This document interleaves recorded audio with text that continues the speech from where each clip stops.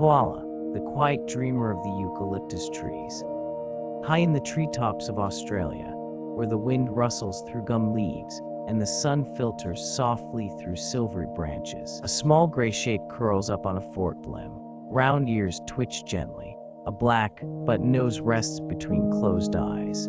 It's a koala-nature's quiet dreamer, cradled by the arms of the eucalyptus. To many, the koala is simply adorably an icon of cuteness with its fuzzy ears, stubby limbs, and teddy bear-like face. But the koala is not a bear at all. It is a marsupial, a distant cousin to kangaroos and wombat. And beyond its cuddly appearance lies a creature uniquely designed for a slow, sleepy life in the treetops. The word koala comes from the Darug language of the First Nations people of Australia, meaning no water. And its true koalas rarely drink from standing water. They get most of their moisture from eucalyptus leaves, their sole food source.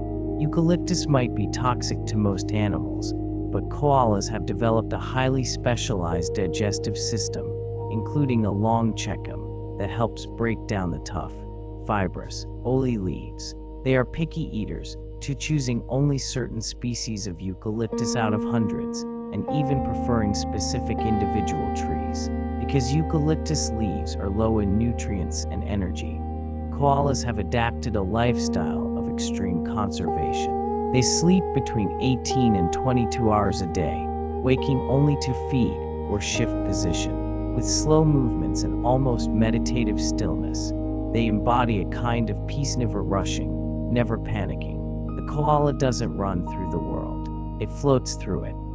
But don't mistake their slow pace for laziness. Koalas are well tuned to their environment. Their thick fur protects them from both heat and cold. Their curved limbs and strong claws allow them to grip and climb trees with ease. Their large, sensitive noses help them smell out the perfect leaves.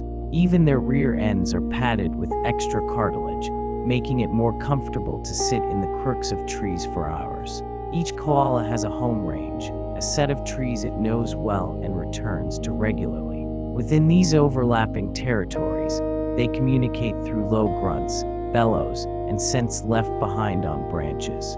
During mating season, the deep, guttural call of a male koala can echo surprisingly far, belying his gentle appearance. These calls serve to attract females and warn off rivals.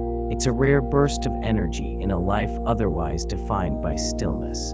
Koalas are typically solitary, though mothers share close bonds with their young. After a 3-5 day pregnancy, a koala gives birth to a tiny, blind, pink joe about the size of a jellybean. The newborn climbs into the mother's pouch, where it nurses and grows for several months.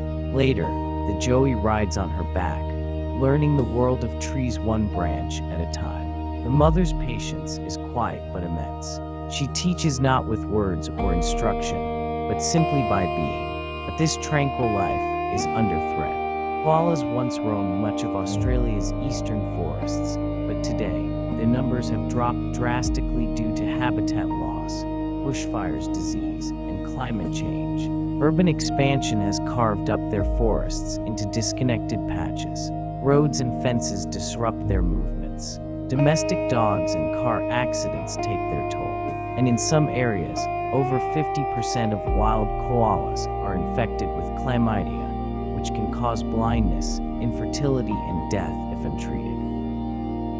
The devastating bushfires of 2019-2020 brought their plight into the global spotlight. Millions of hectares of eucalyptus forests were destroyed. Thousands of koalas were injured, displaced, or killed. Images of scorched trees, singed fur, and rescuers offering water bottles to dazed koalas captured hearts around the world. For many, the koala became the face of a larger ecological crisis, a symbol of what we stand to lose if we fail to protect our planet. But the story doesn't end there. Across Australia, people rallied. Wildlife hospitals treated burns, volunteers planted trees, and sanctuaries took in survivors. Scientists began mapping genetic diversity to better protect future populations.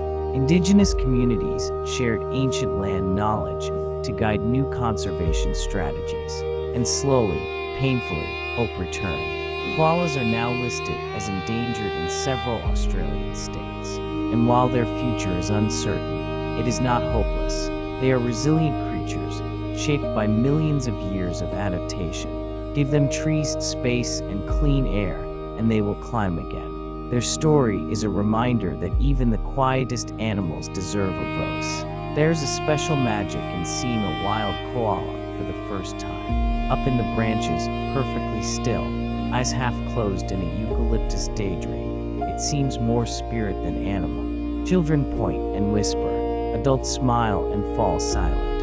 It's not just because koalas are cuties, because they remind us of something we've forgotten. How to rest, how to be still, how to find enough in what we already have. Koalas don't build, they don't chase, they don't compete. They simply exist with grace, simplicity, and peace. In a world addicted to speed, noise, and more, the koala offers a different rhythm. One of patience, one of presence, one of quiet strength. So here's to the koala, the tree hugger of the outback, the dreamer of the forest, the silent whisper in the leaves.